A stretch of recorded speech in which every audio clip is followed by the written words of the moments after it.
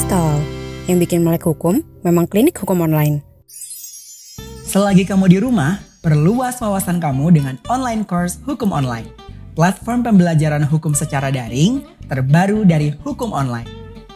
Melalui online course, temukan materi pembelajaran dari para pengajar kompeten dengan harga terjangkau mulai dari Rp149.000. Selain itu, materi belajar juga bisa kamu akses selama 1 tahun penuh. Jadi, kamu bisa atur waktu belajarmu kapanpun dan dimanapun. Jadi lebih fleksibel kan? Kunjungi learning.hukumonline.com dan temukan kelas favoritmu sekarang.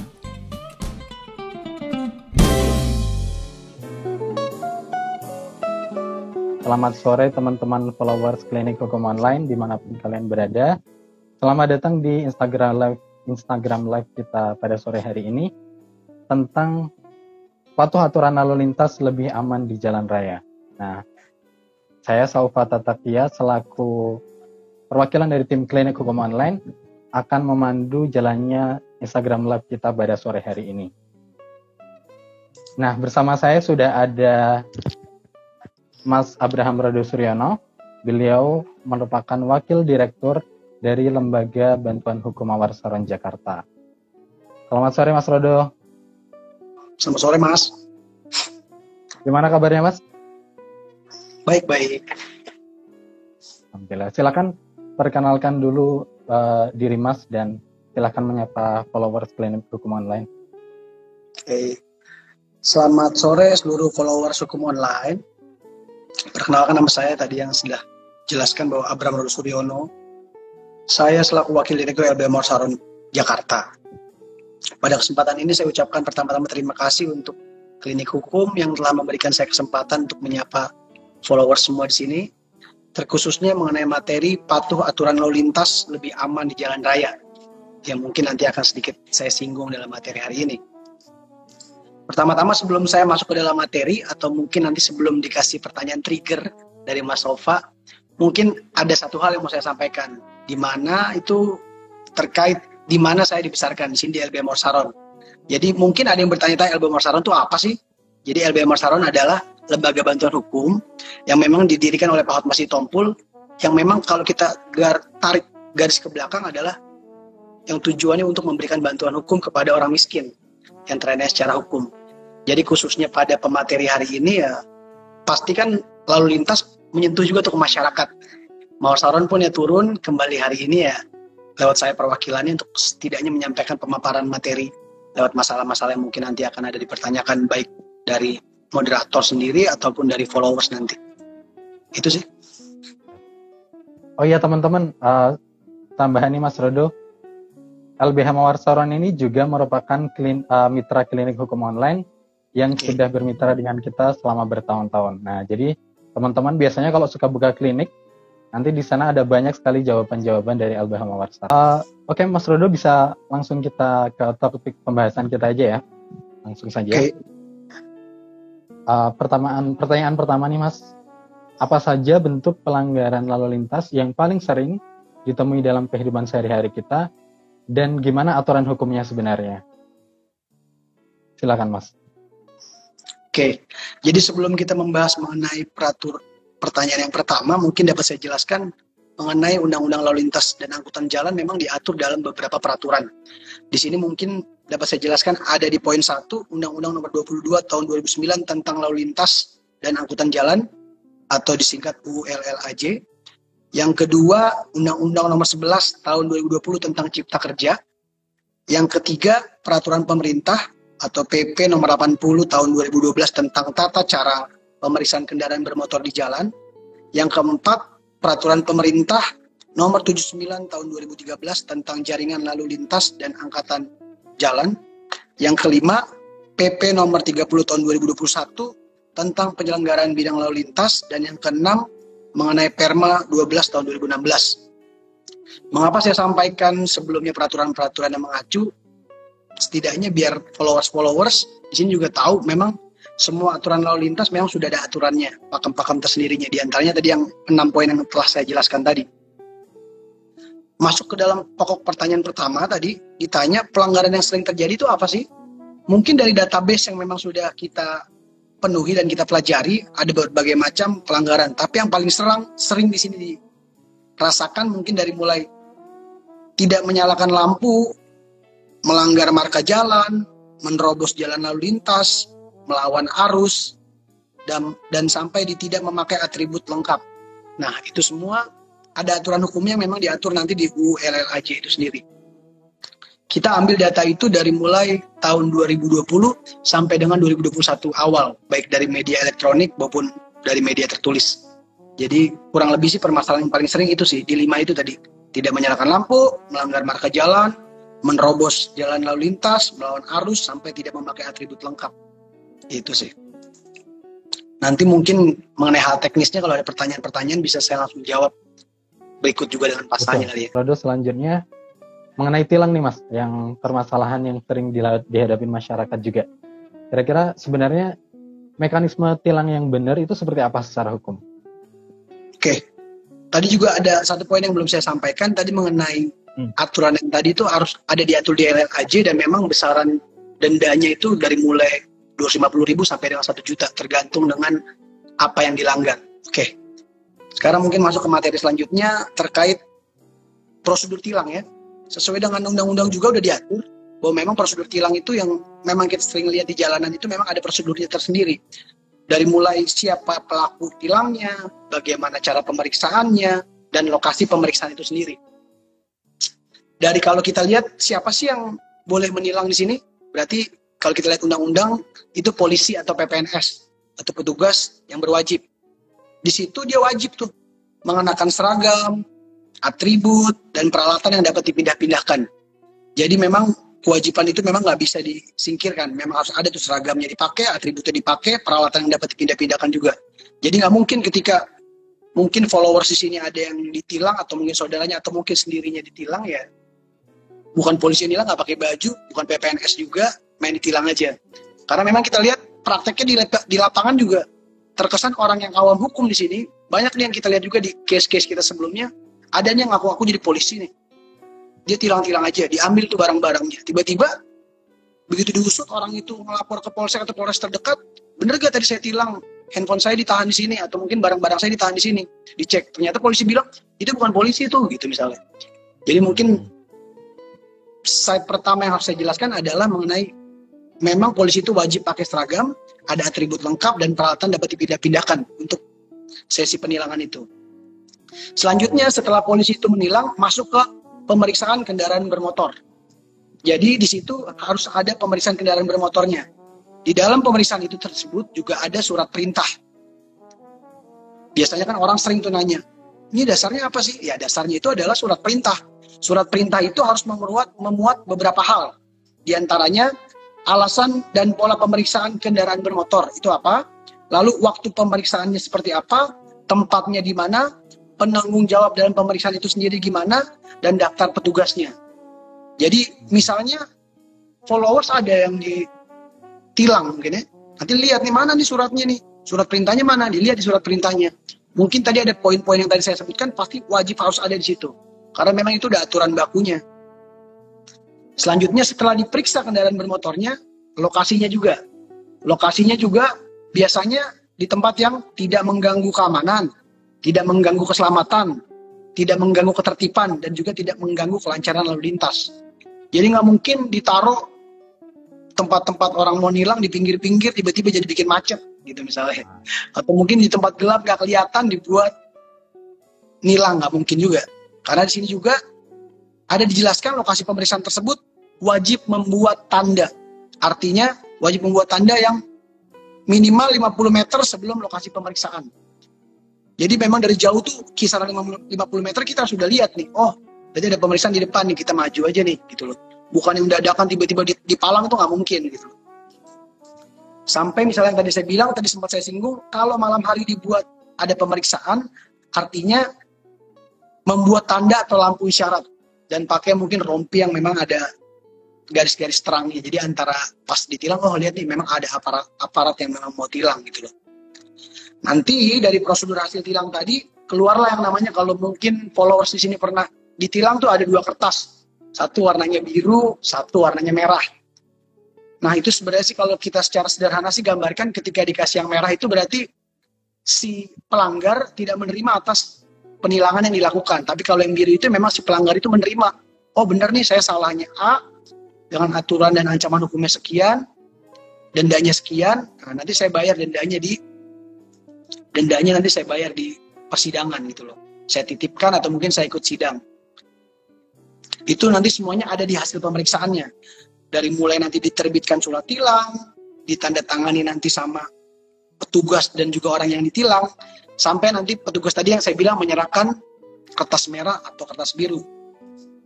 Di dalam diterbitkan surat tilang pun harus ada identitas pelanggar, terus pasal yang dilanggar apa, waktu dan tempatnya bagaimana, dan memang yang udah diatur pada kejadian yang memang dilaksanakan pada saat itu gitu. Pas ditanda tangan pun bukan ditanda tangan saya sebagai, misalnya saya sebagai orang yang melanggar ya, bukan saya doang yang tanda tangan, tapi petugasnya pun tanda tangan di situ. Jadi dia yang bertanggung jawab. Makanya tadi sempat saya singgung, banyak di sini oknum-oknum tuh terutama yang memang dibilang mengatasnamakan pejabat, mengatasnamakan aparat, tiba-tiba tilang, padahal bukan dia, padahal bukan yang semestinya tuh. Makanya hari ini kan kesempatannya baik tuh biar kita tahu. Jadi ke depannya kalau ada masalah seperti itu kita bisa lebih aware lagi, bisa lebih hati-hati lagi nih, jangan sampai kita malah yang tadinya mau taat jadinya malah kecebur salah gitu. Nah, mungkin tambahan lagi satu lagi mengenai tilang elektronik. Sekarang kan memang udah maraknya namanya tilang elektronik tuh. Jadi konsep tilang elektronik sebenarnya hampir sama yang saya jelaskan tilang yang tadi. Cuman konsep tilang elektronik adalah menggunakan media elektronik. Kalau sekarang kan lagi digalakan di CCTV di berbagai tempat kan. Contohnya kayak di lokasi-lokasi jalan protokol, contohnya di jalan-jalan besar tuh biasanya udah ada CCTV tuh yang memang mantau banget. Jadi misalnya kita melanggar marka jalan atau kita melanggar yang lain, di foto. Nanti dari hasil fotonya dikirimkanlah, contohnya misalnya di foto motor B234 sekian misalnya, B234 TS misalnya atau apalah. Nanti di foto nanti dikirimkan berdasarkan database yang dipegang Samsat, dikirimkan ke alamat si pemilik motor. Nanti setelah dikirimkan, dilihat nih jangka waktunya. 8 hari dia setuju atau enggak dengan penilangan yang dilakukan. Bener gak dia yang menilang? Kalau memang dia menyetujui, maksudnya dia tahu, oh bener nih saya ditilang pada jam sekian di sini, bener saya yang melakukan pelanggaran, nanti yang tadi saya bilang prosedurnya tetap sama. Melakukan titip pembayaran lagi nanti, supaya nanti sidang dimulai. Dan tadi, kenapa di awal tadi sempat disinggung mengenai perma, peraturan Mahkamah Agung, karena memang tilang itu prosesnya juga sidangnya nggak wajib dihadirin sama si pelanggar, juga bisa dilaksanakan gitu. Mungkin itu sih kalau prosedur besar. Iya. Nah itu ya teman-teman, jadi ternyata tilang itu prosedurnya nggak sesederhana yang kita tahu mungkin seperti yang biasanya kalau orang kena tilang kan bisa polisi sekedar berhenti di pinggiran jalan, ternyata tadi nggak boleh juga untuk menghalang. Kalau semuanya tilangnya menghalangi lalu lintas itu nggak diperbolehkan juga ya Mas ternyata. Nah, ternyata dan juga tilang elektronik yang sudah mulai digunakan mekanismenya ternyata seperti itu. Jadi kendaraan kena fotonya dikirimkan ke rumah, terus baru merasa apa enggak sih orang yang dikirim ini dia melanggar lalu lintas atau enggak. Oke Bang Rodo, pertanyaan selanjutnya nih sekaligus terakhir dari saya. Kan di peraturan pemerintah pelaksana UU Cipta Kerja itu salah satunya ada yang mengatur tentang aturan bidang lalu lintas dan angkutan jalan. Kira-kira hal-hal apa saja yang netizen perlu tahu terkait perubahan di PP tersebut? Oke, jadi kalau tadi ada perbandingannya antara Undang-Undang LLAJ, PP 30 tahun 2021 sama UU Cipta Kerja yang memang sekarang sudah digalakkan. Jadi sebenarnya kalau saya sempat pelajari dan mungkin saya tandai beberapa hal yang memang perubahan setelah ada UU Cipta Kerja itu sendiri. Contohnya di pasal 19 UU Cipta Kerja itu sudah diatur mengenai perubahan ketentuan mengenai pengelompokan jalan. Jadi yang sebelumnya di UU LLAJ itu kan pengelompokan dari mulai jalan arteri, jalan kolektor, lokal, dan lingkungan itu udah ada pengaturan dan pengelompokan jalannya sendiri. Nah, barulah keluar di produk UU Cipta Kerja yang memang menjelaskan bahwa memang pengelompokan jalan itu berdasarkan peraturan pemerintah. Nah, produk pelaksananya ada di peraturan pemerintahnya. Dari mulai pengelompokan kelas 1 sampai kelas 4 yang tadi saya bilang. Dari mulai tadi jalan arteri, jalan lokal, dan selanjutnya. Jadi intinya di UU Cipta Kerja itu lebih dipertegas bahwa memang ada pengelompokan yang memang itu mengacunya pada peraturan pemerintah. Itu yang poin yang pertama. Poin yang kedua, mengenai fasilitas parkir. Kalau di UU Cipta Kerja itu dipertegas lagi, ketika kita memohonkan fasilitas parkir, artinya harus dimohonkan kepada pemerintah daerah dan pemerintah pusat. Kalau dulu kan di UU LLAJ itu kan hanya secara garis besar dibilang perizinan sesuai dengan yang diberikan. Nah, diberikan siapa? Di UU Cipta Kerja dipertegas bahwa memang perparkiran itu memang nanti dikeluarkan atas dasar pemerintah pusat dan pemerintah daerah. Berdasarkan apa? Permohonan yang kita ajukan. Baru nanti ada namanya perparkiran yang memang sesuai dengan ketentuan hukum, yang memang sah, legal secara hukum perparkirannya. Bukan perparkiran yang mungkin kita lihat. Mungkin di mall-mall sekarang, misal kalau ke mall kan saking banyaknya orang kendaraan punya, jadi ya banyak parkir-parkir liar, banyak juga yang di rumah. Nah itu sebenarnya itu kalau kita ngeliat mengacu pada aturan hukum, nggak bisa segampang itu ada parkir-parkir seperti itu, karena memang harus dimohonkan dulu ke pemerintah daerah maupun pemerintah pusat. Itu perbedaan yang kedua. Yang ketiga ada di pasal 40 mengenai pembangunan terminal. Kalau di UU LLAJ, pembangunan terhadap terminal itu memerlukan AMDAL, analisis dampak lalu lintas. Tapi kalau di UU Cipta Kerja sendiri tidak memerlukan analisis dampak lalu lintas, gitu loh. Jadi kalau pembangunan terminal itu tidak memperhatikan analisis dampak lalu lintas. Itu poin ketiganya. Mengenai poin keempat ada di pasal 126, di mana pengemudi kendaraan bermotor angkutan orang tidak diperbolehkan melewati jaringan trayeknya. Jadi kalau di UU LLAJ itu memang misalnya kayak kendaraan umum, misalnya angkot gitu ya, udah ada trayek-trayeknya sendiri. Nah di UU Cipta Kerja, nah dipertegas lagi tuh, dibikin detail lagi secara teknisnya. Jadi sebenarnya UU Cipta Kerja hanya membuat teknisnya semakin dalam lagi, bahwa memang trayek yang ini harusnya lewat sini, trayek yang ini nggak boleh lewat sini, apabila melanggar nggak boleh lewat, misalnya kayak gitu. Jadi sebenarnya Cipta Kerja itu di poin ini sih hanya teknisnya isi diperdalam. Sama yang terakhir mengenai pasal 165 mengenai pelayanan angkutan multimoda harus terpadu secara sistem dan memenuhi perizinan berusaha dari pemerintah pusat. Artinya di sini di Cipta Kerja juga sama seperti yang tadi poin keempat yang telah saya sampaikan. Pada dasarnya di Cipta Kerja ini memang lebih detailkan mengenai perizinan berusaha itu memang harus keluar dari pemerintah pusat, gitu loh. Bukan izin dari pemerintah aja. Kalau di UU aja soalnya cuma undang-undang dikeluarkan oleh pemerintah, izinnya hanya dari pemerintah. Tapi kalau di UU Cipta Kerja ini memang pemerintah apa? Pemerintah pusat, seperti itu. Mungkin itu sih beberapa perbedaan. Mungkin saya bisa ambil 1, 2, 3, 4, 5 lah perbedaan yang memang setelah ada UU Cipta Kerja itu perubahannya, seperti itu. Berarti sebenarnya lebih banyak terkait pendetailan lagi ya, Mas? Ya, Teknis, betul. Oke, teman-teman, karena sudah jam memasuki hampir 4:30 juga, kita akan langsung masuk ke sesi tanya jawab dari followers, Mas Rodo. Sekarang saya akan pilihkan pertanyaan pertama. Izin Bang, kalau waktu operasi penilangan kita lupa membawa surat-surat, apakah kita boleh mengambil? Nah, gimana tuh, Bang Rodo? Kalau semuanya kena tilang, terus ternyata diperiksa, ternyata nggak bawa, apakah boleh izin untuk mengambilnya? Silakan. Jadi sebenarnya di pasal UU LLAJ juga, kalau kita lihat ada pasalnya, saya lupa pasal berapa, yang intinya bukan kita mengambil, karena memang udah ada aturan. Contoh nih misalnya ya, ditilang, kita datang punya SIM, sama kita ditilang, kita nggak punya SIM, itu udah beda ancaman pidananya, ancaman kurungannya atau dendanya.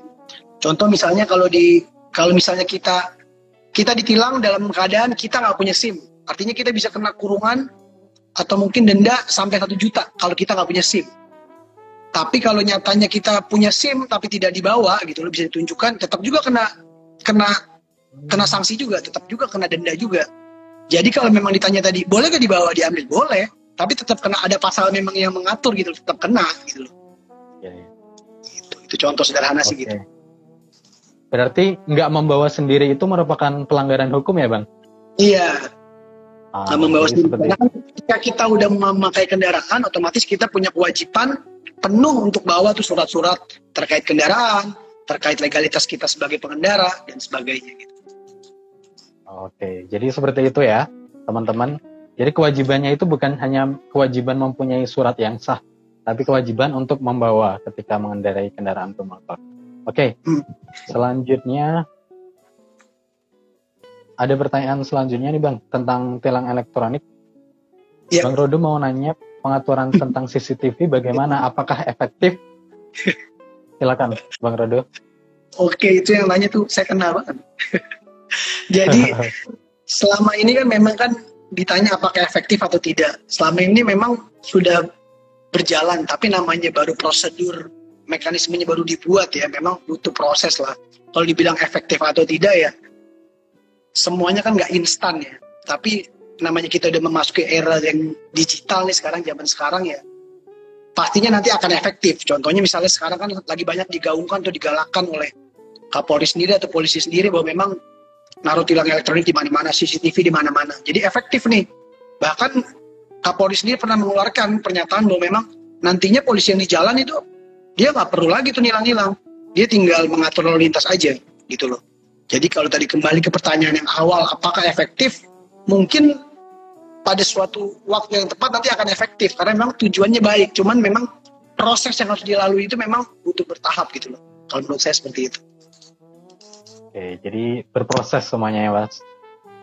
Oke. Tapi memang ini trennya sepertinya akan diterapkan seperti itu ya, di mana-mana akan tilang elektronik semua gitu Mas.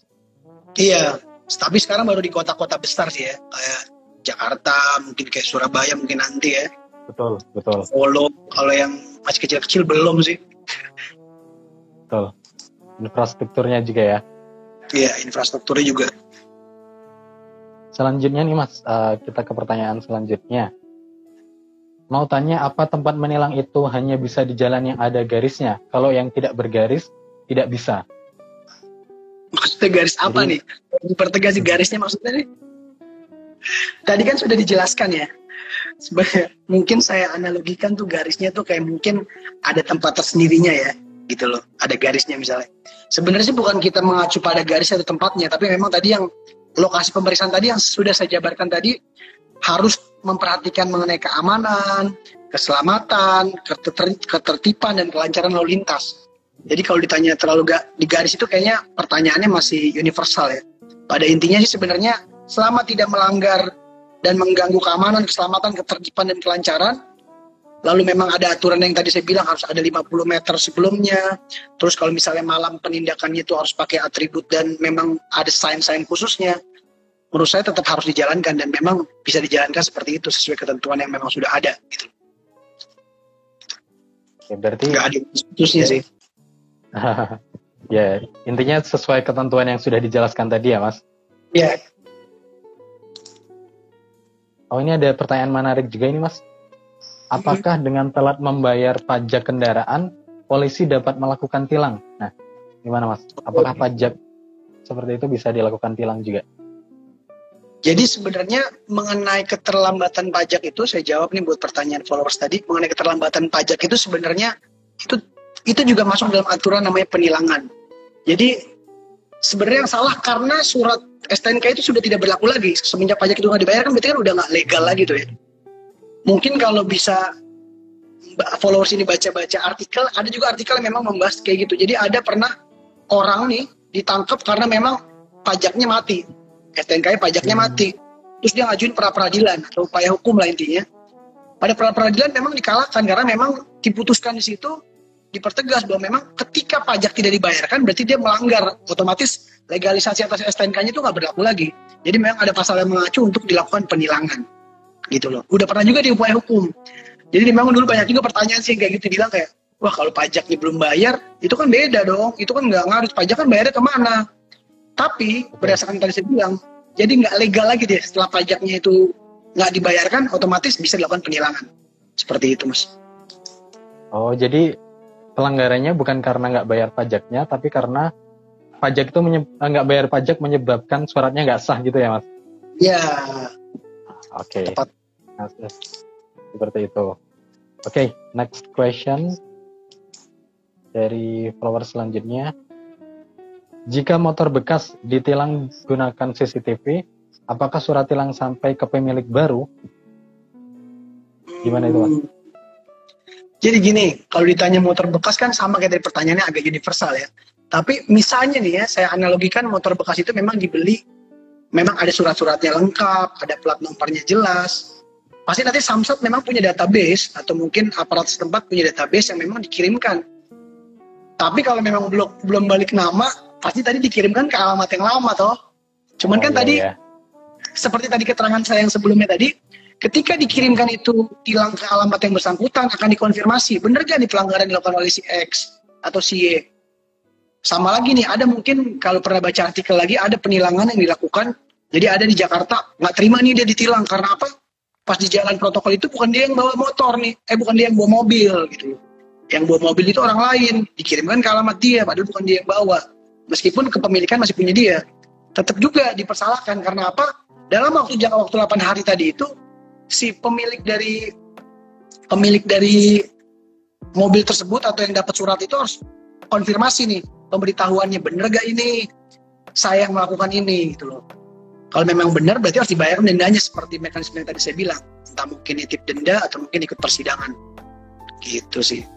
Jadi kalau tadi sederhana jawaban saya, apabila motor bekas kena gak ditilang, tetap ditilang, tapi alamatnya ke alamat yang memang tertera dalam STNK itu. Tapi ketika nanti dikirimkan ternyata bukan dia yang melakukan, ya dikonfirmasi lagi kepada yang benar melakukan. Karena yang bertanggung jawab adalah orang yang bertanggung jawab atas hukum atas kendaraan tersebut. Jadi nggak mungkin si X itu bayar tilangan si Y, padahal si Y yang nyetir. Secara etika hukum dan secara dasar hukum pun ya si X yang memang pengendara pada kenyataan yang ditilang itu yang harus mengganti kerugiannya, membayar dendanya, itu maksud saya. Itu. Next question. Bentar, saya pilih-pilihkan. Hanya ada. Kalau knalpot misal motor Beat itu knalpotnya balap berisik, bagaimana itu Bapak? Jadi kalau mungkin intinya kalau knalpot yang berisik itu gimana? Ada ya knalpot racing, gimana itu Mas? Kira-kira. Jadi kan memang sekarang juga kan pemerintah, mungkin dulu tahun-tahun yang sebelumnya kan kayak contohnya kendaraan-kendaraan yang memang nggak standar tuh ketentuannya. Kayak tadi kan saya sudah jelaskan juga, dalam kendaraan bermotor itu ada atribut-atribut memang yang sudah harus dipakai gitu. Contohnya kayak spion, contohnya kayak plat nomor dan lain-lain. Tadi saya sudah jabarkan sebelumnya di materi yang tadi. Salah satunya ketika knalpotnya dibilang, boleh gak sih pakai knalpot racing? Ya pakai knalpot racing pada tempatnya. Di mana ya? Tempat balap, bukan di sirkuit ya. Kalau di jalan raya pada umumnya, itu pasti mengganggu kelayakan publik juga. Dan memang ada aturannya, itu tidak sesuai dengan standar. Ada pasal yang mengikat juga buat itu. Jadi kalau menurut hemat saya tidak bisa aturan hukumnya. Gitu loh. Justru dulu kan beberapa tahun yang lalu kan sempat kan, entah mungkin di Jawa Barat atau daerah-daerah yang sana tuh yang sering touring kan, sampai orang yang lewat misalnya motor nih pakai knalpot racing diambil terus dipotong kan. Pernah dulu ada penindakan seperti itu yang dilakukan, itu demi menjaga kenyamanan juga kan, karena memang jalanan itu kan bukan cuma pemilik knalpot racing ya. Meskipun saya juga pengendara motor, saya juga pengendara mobil, saya juga paham nikmatnya pakai knalpot yang berisik, tapi memang itu mengganggu keadaan sekitar. Sebenarnya nggak boleh, gitu. Betul. Harus pada tempatnya intinya. Oke, itu sih. Oke, kita ke pertanyaan selanjutnya ya, Bang Rodo. Ini STNK kan berlaku 5 tahun. Kalau belum bayar setahun aja tetap salah. Ya pasti tetap dong. Pastinya tetap dong. Jangankan setahun. Lewat 1 hari aja udah salah tuh, ada dendanya kan, denda yang mengikat kan gitu loh. Pasti salah sih. Atau mungkin tapi maksudnya nanti bayar dendanya aja. Mungkin maksudnya kalau semuanya belum pajak. Gimana? Suaranya putus-putus. Kalau seumpamanya belum lewat 5 tahun, itu kan STNK-nya masih sah Bang. Cuman dia melanggar keterlambatan itu. Apakah itu hukumnya sama kayak yang STNK-nya nggak sah lagi tadi? Sama, jadi ya sebenarnya kan aturan itu kan memang jangka waktu kan ya. Lewat sehari aja, jangan kan setahun yang tadi saya bilang, lewat sehari aja tetap dikenakan sanksi yang sama gitu. Jadi ketika ditilang saya udah lewat 2 tahun, si X ditilang karena udah lewat 3 tahun, sama-sama salah gitu loh. Cuman yang menjadi pembedanya, ketika saya mengurus perpanjangan atau pembayaran, dendanya pasti berbeda nih. Ketika saya hanya telat 3 tahun dan si X misalnya telat 2 tahun, dendanya berbeda. Tapi terhadap prosedur penilangannya, terhadap pelanggaran yang dilakukannya sama, ancaman kurungannya atau mungkin ancaman dendanya sama, gitu. Oh, oke, seperti itu ya. Oke, sudah cukup jelas. Kita ke pertanyaan selanjutnya, Mas Rodo. Mau tanya terkait izin pemasangan rambu-rambu lalu lintas itu, izinnya dimintakan di mana dan prosedurnya bagaimana? Izin pemasangan rambu-rambu lalu lintas. Silakan, Mas Ya. Rodo. Sebenarnya kan kalau ditanya izin pemasangan rambu-rambu lalu lintas itu sendiri kan, yang tadi mungkin sudah disampaikan. Kayak contohnya tadi, kalau dimintakan izinnya pasti ke pemerintah pusat dan pemerintah daerah. Nah, siapakah sebenarnya teknisnya sih, siapa sih yang ngurus tuh harusnya? Berarti mungkin yang bangun itu kayak apa ya, kayak pemerintah pusat yang langsung turun untuk si pembangunan si marka jalan itu sendiri. Kayak misalnya tadi masang apa tadi, lampu ya, berarti dia yang pasang sih orang-orang apa ya, coba saya catat dulu dan saya cari lah ya. Ya, Tapi yang jelas itu pasti dikeluarkan oleh pemerintah pusat dan pemerintah daerah di mana memang dilakukan. Tapi siapa yang mengeluarkan secara teknisnya nanti coba saya sambil cari. Oke, siap. Perizinan itu ya. Gitu. Selanjutnya, Oke, saya tahu, saya udah tahu. Jadi itu diaturnya di peraturan Menteri Perhubungan kan. Jadi nanti yang mengeluarkan ya Kementerian Perhubungan. Jadi minta permohonan, nanti keluar bisa ngeluarin rambu itu. Gitu. Oke, siap. Jadi itu ya jawabannya buat followers yang tadi nanya di Kementerian Perhubungan. Oke, next question, Mas Rodo.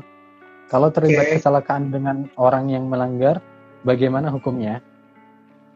Kalau terlibat kecelakaan dengan orang yang melanggar, bagaimana hukumnya? Maksudnya? Kalau Maksudnya mungkin siapa yang salah gitu, Mas? Siapa yang salah, siapa yang bertanggung jawab, terus ganti rugi dan segala macam gitu, Mas? Jadi ya sebenarnya kalau mengenai terjadinya kecelakaan atau laka lantas kan berarti kan dicari nih penyebabnya apa, akibatnya apa. Contoh misalnya terjadi pelanggaran antara motor dengan mobil, misalnya kayak gitu. Terkadang memang secara tegas kalau memang nggak bisa dibuktikan tipis-tipis pasti motor pasti salah tuh. Tapi kalau memang yang jelas-jelas misalnya motornya udah ngelawan arah, terus mobilnya nabrak, nggak mungkin juga si mobil dipersalahkan. Karena memang dia jelas-jelas melawan arah gitu. Itu tergantung ke beban pembuktian sih, Mas ya. Kalau ditanya kayak gitu. Kalau ditanya kalau terlibat gimana ya, berarti lihat pembuktiannya gimana nih. Yang salah si yang naik motor atau mobil, atau mungkin motor yang A atau motor yang B, tergantung pembuktiannya gimana. Nanti baru kan justru kan ketika nanti itu udah dibawa ke kecelakaan kan akan diperiksa nanti oleh proses kepolisian kan, nanti kan dipanggil, nanti dilihat, kalau perlu nanti kan mekanismenya ada, nanti diukur sama polisinya bener gak nih kecelakaannya, yang menyebabkan siapa. Contoh misalnya ada bus gitu kan, bener gak nih bus itu ditabrak atau dia yang nabrak, kita lihat lagi kan, nanti kan pasti ada pengukurannya lagi secara tegas kan, bener jangan ini bus tadi turun karena remnya nggak pakem jadi menabrak mobil ini. Itu teknis sih sebenarnya, lebih ke tergantung beban pembuktiannya gimana. Ketika si X merasa dia yang dilanggar, berarti dia harus dapat membuktikan bagaimana si Y melanggar dan sebaliknya, seperti itu sih. Oke, pertanyaan selanjutnya, Mas Rodo, terkait tilang juga nih. Berapa batas minimal petugas tilang yang beroperasi? Ada batas minimalnya nggak itu, Mas?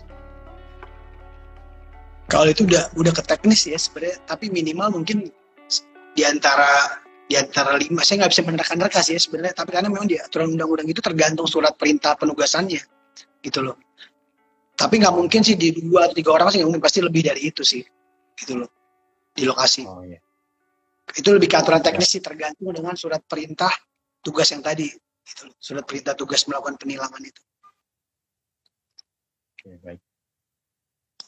Kalau gitu kita ke pertanyaan selanjutnya lagi, Mas Rodo.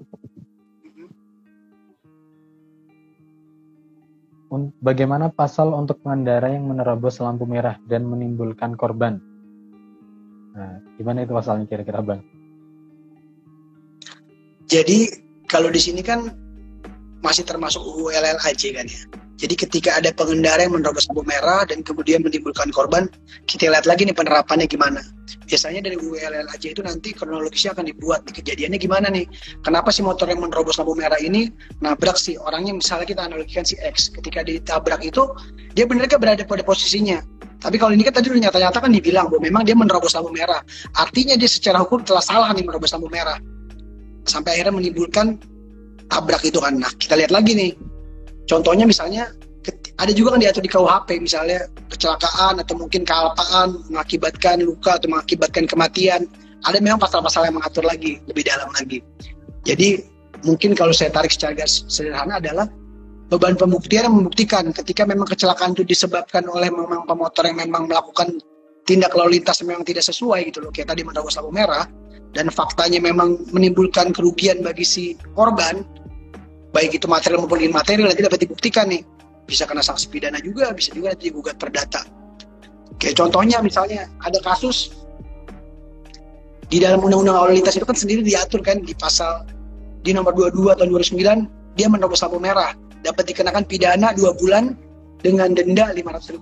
Itu kalau dia nerobos lampu merah aja nih. Cuman berlanjut dari kasus yang memang saya tangani sendiri di Mall Saron ya, contohnya kayak gitu. Misalnya dia nabrak nih, dia tabrak. Ketika dia tabrak orang itu, orangnya kerugiannya apa nih? Misalnya material atau imaterial, itu tetap bisa kita mintakan tuh hak kita tuh. Sama yang tadi dibilang kan, ada juga ancaman pidananya. Bisa juga kan contohnya misalnya dijungto lagi, misalnya ternyata ditabrak menyebabkan kematian, berarti kan ada pasal lagi nanti yang di keterkaitan dipasalkan lagi. Jadi nggak mutlak cuman UU LL aja juga, karena kan secara garis besar kan ketika terjadi kecelakaan itu kan banyak ya, gitu loh. Tergantung akibatnya apa. Ada pasal-pasal mungkin yang mengikat yang lainnya gitu. Selanjutnya, menarik juga ini, jika ada kawanan begal di jalan, tapi kita tabrak demi menyelamatkan nyawa, apakah kita dapat dipidana? Oke, jadi ini mungkin kalau di konsep pidana itu kan namanya ada notware ya, atau pembelaan terpaksa. Kita bisa lihat lagi di sini nih, ketika memang si begal itu memang udah mengancam nyawa dan memang tidak ada pilihan lagi untuk si korban untuk melakukan perlawanan selain menabraknya, ya otomatis itu termasuk dalam pembelaan terpaksa dan secara hukum itu legal, dibenarkan. Tapi harus catat juga nih, ketika memang pada fakta pembegal itu masih ada peluang untuk si korban itu melarikan diri atau mungkin menghindar, nggak bisa juga sekonyong-konyong langsung ditabrak terus pembegalnya mati, gitu loh. Bisa, karena notware itu pembelaan terpaksa tuh tergantung situasi juga, gitu loh. Dan memang harus setimpal. Dan memang harus setimpal. Ketika pembegal misalnya contoh keluarkan, yang dikeluarkan tangan aja, gue pukul lo turun misalnya kayak gitu ya. Terus nanti kita ngeluarin senjata tajam, kita ngeluarin pistol gitu, kita tembak gitu kan, ya itu di luar notware juga, terpaksanya di luar juga gitu. Harus sesuai ya dengan ancaman yang kita hadapi. Selanjutnya,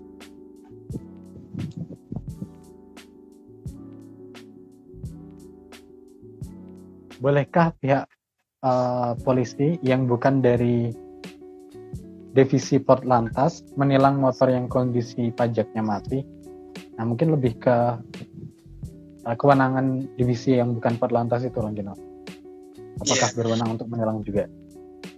Jadi sebenarnya di kepolisian sendiri memang udah ada divisi tersendiri. Ketika tadi menyambung masalah apakah di luar Portlantas itu boleh menilang, sebenarnya kalau menurut hemat kami tidak dapat. Karena apa? Udah ada divisi-divisi tersendirinya.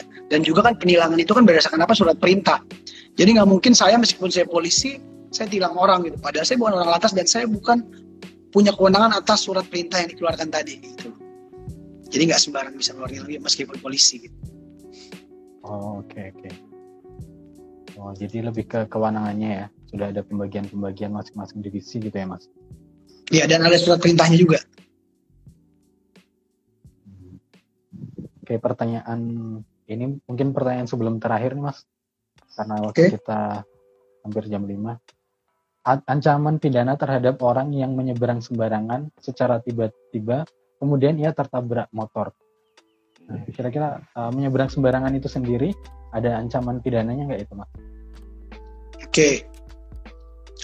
Jadi kalau kita bisa lihat ancaman pidana kan pasti di LLAJ itu diatur. Tapi sebelum saya masuk ke materi, sebenarnya dapat gak sih dikenain sanksi pidana terhadap orang yang ugal-ugalan nyebrang sembarangan? Oke, sebenarnya kan pemerintah sendiri udah menciptakan nih mana jalur pengendara sepeda motor, mana jalur kendaraan roda 4, roda 2, dan ada sendiri pedestrian sendiri, ada sendiri trotoarnya. Jadi ketika tadi dibilang ada dia nyebrang sembarangan pasti ada aturan hukumnya sih. Saya nggak hafal secara jelas tuh aturan hukumnya apa, tapi pasti ada aturannya. Cuman kembali ke tadi lagi, pembuktiannya lagi nih. Terkadang kan memang nggak bisa kita lihat secara gamblang orang nyebrang kesalahan udah pasti salah, nggak juga. Terkadang memang mobilnya atau motornya melebihi kecepatan, atau mungkin mobilnya dan motornya nggak sesuai dengan tempatnya juga gitu loh. Tapi kalau memang ada ancaman pidananya, pejalan kaki itu kan dia wajib, yang tadi saya bilang tuh, dia tuh wajib di tempat pejalan kaki. Tapi kalau tiba-tiba dia nyebrang sembarangan, seharusnya sih ada lah pasal yang mengatur mengenai setiap, di sini kan ada tuh di pasal 274 ayat 1 di sini nih, kalau bisa lihat ada materi saya nih. Setiap orang yang melakukan perbuatan mengakibatkan kerusakan dan atau gangguan fungsi jalan, dalam pasal 28 dipidana penjara paling lama 1 tahun atau denda paling banyak 24 juta. Jadi kan ketika dia menyeberang, dia mengakibatkan kerugian bagi kendaraan orang, kan berarti dia sebenarnya ada denda pidananya, ancaman maksimal 1 tahun tadi yang saya bilang. Gitu. Kita ke pertanyaan terakhir nih Mas. Oke. Sudah hampir jam 5. Truk odol, overload, overdimension. Gimana tuh Bang? Kok di lapangan terutama di tol masih bejibun aja? Nah, gimana itu aspek hukumnya yang overload, truk overload itu Mas? Jadi gini, sebenarnya di dalam pemerintahan itu kan aturannya kan udah jelas nih. Malah ada pengklasifikasian atau pengelompokannya. Harusnya kan misalnya di jam-jam tertentu barang-barang mobil-mobil truk itu bisa lewat. Ada jam tertentu ya, contoh misalnya di atas jam 10, jam 11 gitu. Ada memang aturan yang ini boleh lewat gitu loh. Sebenarnya udah ada aturannya. Sekarang yang menjadi masalah kan subjek hukumnya nih, orangnya ini yang nggak taat nih. Contoh, misalnya perusahaan udah dikasih peraturan, ini nanti truk kamu hanya boleh keluar pada jam sekian dengan kuantitas yang bisa dibawa sekian, tapi begitu di jalan memang dilakukan oleh subjek yang memang nggak punya etikat baik juga, tetap juga dilanggar. Padahal aturannya sudah jelas. Jadi kalau ditanya ada gak aturannya terkait overload yang mobil lelet itu lewat, ya ada. Cuman memang subjeknya sendiri nih yang nggak mematuhi. Jadinya ya mungkin kita lihat sendiri banyak di lapangannya nggak sesuai dengan ketentuannya, dan ketentuannya udah jelas ada sih dan mengikat juga. Mas Rodo, karena ini sudah hampir jam 5. Oke. Dan kita akan segera akhiri. Mungkin saya persilakan Mas Rodo kalau ada closing statement untuk pesan ke follower semuanya terkait apa yang sudah disampaikan pada sore hari ini, Mas. Oke. Silakan. Pertama-tama saya berterima kasih untuk waktu yang telah dikasih Klinik Hukum hari ini untuk memaparkan tentang patuh aturan lalu lintas. Pada dasarnya standing closement yang bisa saya sampaikan di sini adalah sebagaimana mestinya kita subjek hukum yang memang taat akan hukum, patuh akan hukum, harusnya mematuhi aturan-aturan yang memang sudah ada. Semoga tercipta keselamatan, kenyamanan, keamanan bagi seluruh pengguna jalan maupun pemakai jalan. Semoga hari ini bermanfaat, khususnya mengenai edukasi terkait mengenai lalu lintas dan angkutan jalan. Terima kasih. Terima kasih Mas Rodo untuk pemaparannya selama 1 jam yang sudah kita lalui sore hari ini. Terima kasih juga banyak banget tadi ilmu-ilmu yang sudah diberikan ke follower semuanya, terutama tentang prosedur tilang mungkin ya, yang kita sama-sama harus tahu follower semuanya, biar nggak sembarangan. Kalau semuanya kena tilang, kita tahu apa hukumnya dan kira-kira apa aja yang harus ada dalam tilang itu, gimana menyikapinya. Nah, Mas Rodo, kami ucapkan sekali lagi terima kasih untuk kesediaannya sudah menjadi narasumber pada sore hari ini. Kami ucapkan terima kasih juga teman-teman follower semuanya yang udah join dari jam 4 tadi. Semoga ilmu yang didapatkan pada Instagram Live sore hari ini bisa langsung diterapkan, karena isu lalu lintas ini isu yang sangat dekat dengan masyarakat. Jadi bisa langsung kalian terapkan masing-masing. Oke, dan pesan saya juga jangan lupa untuk stay tune di Instagram Klinik Hukum Online, karena selanjutnya kita bakal mengadakan Instagram Live selanjutnya dengan topik-topik yang menarik, interaktif, dan juga informatif. Oke, saya tutup. Wassalamualaikum warahmatullahi wabarakatuh. Selamat sore Mas Rodo. Ya, terima kasih. Dengarkan obrolan seru lainnya di playlist Instalo hanya di YouTube channel Klinik Hukum Online.